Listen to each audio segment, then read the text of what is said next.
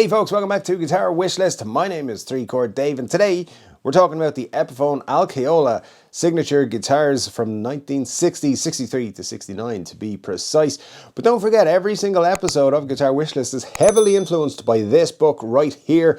It is the 1001 Guitars You Should Dream of Playing Before You Die. There are links in the description below to check it out. Other links and ways you can support the channel are also there. But this is a cool book. It's got thousands, actually 1001 guitars going all the way back to like the 1600s. All kinds, basses, acoustics, electrics, double necks, just triple necks, quadruple necks. Everything is in here. If you ever desired a guitar, something similar will be in this book. It's very, very cool. You should check it out. As I mentioned, the links are in the description below. Now let's talk about this Epiphone. So, who is Al Caiola for a start? Well, first of all, I don't know if I'm pronouncing his name correctly, but let's just go with Al Caiola, and he was a session musician in the 60s, 50s and 60s and beyond, and played on many, many albums, over 50 albums. He was a session musician that appeared on those albums. He played Epiphones, and he was one of the first people, I suppose, to have an Epiphone signature edition. However, he didn't actually have a whole lot of say in the guitar, which is a bit weird when you consider how signature models are put together today. Now, as it stands, this is actually pretty much a Gibson ES330, which Epiphone already made as an Epiphone Casino. So why did they make this? Well, you may notice there are no F-holes on this guitar. Yeah, so there's less feedback, and, you know, some people found that a bit more desirable. This also came in 3 colors. You could have cherry, which I've seen the cherry. I've very nearly bought the cherry a few times. It's a very nice looking guitar. The shaded sunburst, which this one right here is, and then there was the walnut, because, I don't know, people wanted walnut guitars for a time. Not anymore, really. I don't think so. Let me know if you want a walnut guitar in the comments below, actually. It's an interesting one. Anyway, these were available in 2 variants. So you had the custom, which is what we're talking about, that had 2 mini humbuckers, and then you had the 2 P90s were in the standard. So, you know, normally you would choose P90s over anything pickup wise if you were me.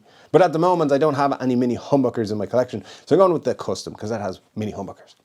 Now you'll also notice the controls are in a kind of a curved piece of metal there. Yeah, that's Epiphone's Tone Express system, I believe, is what they called it.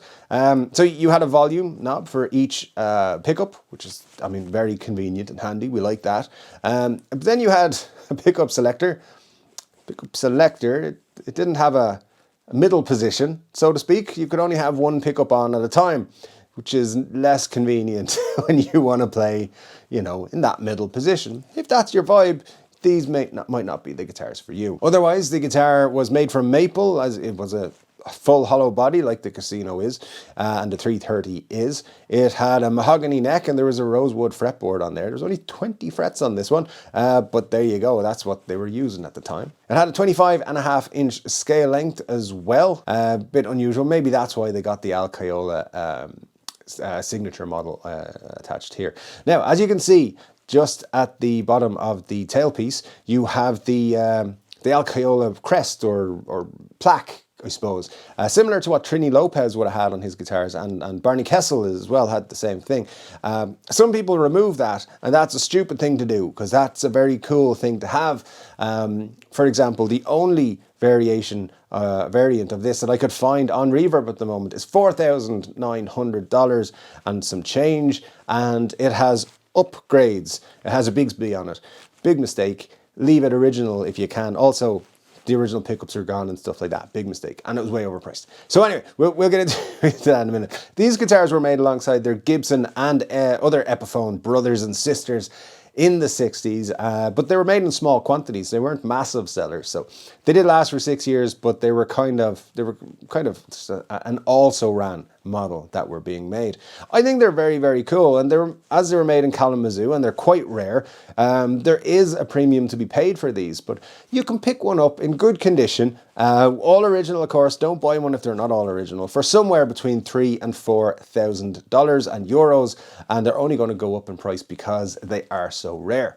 I think these are really cool. I very nearly bought a cherry one twice, but I just backed away at the last second. But I think they're cool. The fact that you can only have one pickup at a time, I don't know if that bothers me too much. I think it does. But anyway, let me know what you think of the Epiphone Al Caiola in the comment section below. Make sure you hit that subscribe button, by the way. That's a very important thing to do, no matter who you're watching on YouTube. Hit the like button. Don't forget to join me for 3 Chord Dave live on Saturday. Thanks for checking out Guitar Wishlist. I'll be back with another guitar video very soon, and I'll see you then.